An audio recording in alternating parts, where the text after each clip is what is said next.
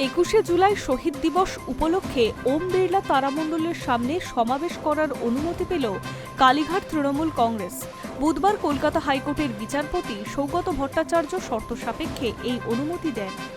আদালত স্পষ্ট করে জানিয়ে দিয়েছে, নির্ধারিত নিয়ম মেনেই কর্মসূচির আয়োজন করা হবে। আইন শৃঙ্খলা বা যান চলাচলে কোনো ধরনের বিঘ্ন ঘটলে তার দায় আয়োজকদের নিতে হবে। আদালতের নির্দেশ, সমাবেশে সর্বাধিক ৩,০০০ মানুষ উপস্থিত থাকতে পারবেন। কোনোভাবেই এই সংখ্যার বেশি মানুষ জমায়েত করা যাবে না। উপস্থিতি সংখ্যার নিয়ন্ত্রণে রাখার দায়িত্ব আয়োজকদের ওপরেই বর্তাবে। সমাবেশের সময়সীমাও নির্দিষ্ট করে দিয়েছে আদালত। নির্দেশ অনুযায়ী দুপুর 12টা থেকে বিকেল 3টে পর্যন্ত কর্মসূচি চালানো যাবে। এই সময়ের বাইরে সভা বা জমায়েতের অনুমতি নেই। যান চলাচল সচল রাখার বিষয়েও বিশেষ গুরুত্ব দিয়েছে আদালত। বিচারপতি নির্দেশ দিয়েছেন, সভা এমনভাবে করতে হবে যাতে রাস্তার একদিকে কর্মসূচি চললেও অন্যদিক দিয়ে স্বাভাবিক যানবাহন চলাচল করতে পারে। সাধারণ মানুষের যাতায়াতে কোনো অযথা বাধা সৃষ্টি করা যাবে না। একই সঙ্গে আদালত স্পষ্ট করে দিয়েছে, সমাবেশ চলাকালীন আইন শৃঙ্খলার কোনো অবনতি হওয়া চলবে না। শান্তিপূর্ণ পরিবেশ বজায় রাখা এবং প্রশাসনের নির্দেশ মেনে কর্মসূচির পরিচালনা করা আয়োজকদের দায়িত্ব। ট্রাফিক ব্যবস্থা যাতে স্বাভাবিক থাকে সেই বিষয়ে নির্দেশ দিয়েছে আদালত। পুলিশ ও প্রশাসনের সঙ্গে সমন্বয় রেখে যান চলাচল নিয়ন্ত্রণ করতে হবে এবং শহরের স্বাভাবিক ছন্দে যাতে কোনো প্রভাব না পড়ে তা নিশ্চিত করার কথাও বলা হয়েছে। রাজ্যের পক্ষ থেকে অ্যাডভোকেট জেনারেল সুরজিৎ নাথ মিত্র জানিয়েছেন, তারামণ্ডলের সামনে কালীঘাট তৃণমূলের শহীদ দিবস পালনের সমস্যা রয়েছে।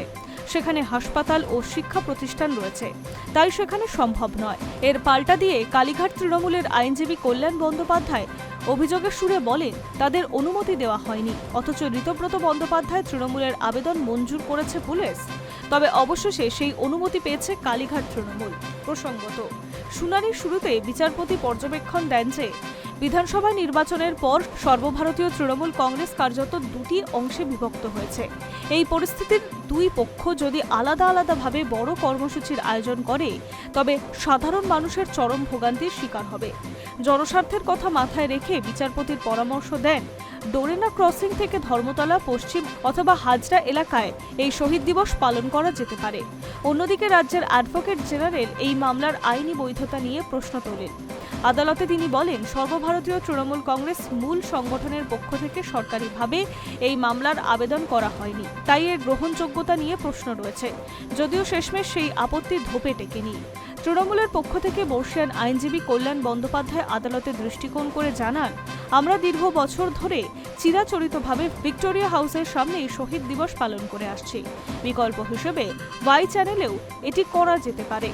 তবে ওম বিড়লা তারামণ্ডলের সামনে এই কর্মসূচি করতে আমাদের কোনো সমস্যা নেই। সব পক্ষের সওয়াল জবাব শোনার পর ওম বিড়লা তারামণ্ডলের সামনে সভা করার ক্ষেত্রে রাজ্য প্রশাসনের কোনো আপত্তি বা আইন শৃঙ্খলাজনিত সমস্যা রয়েছে কিনা তা সুনির্দিষ্টভাবে জানতে চায় বিচারপতি সৌগত ভট্টাচার্য। তারপরেই শর্ত সাপেক্ষে নির্দেশ। Hi news network.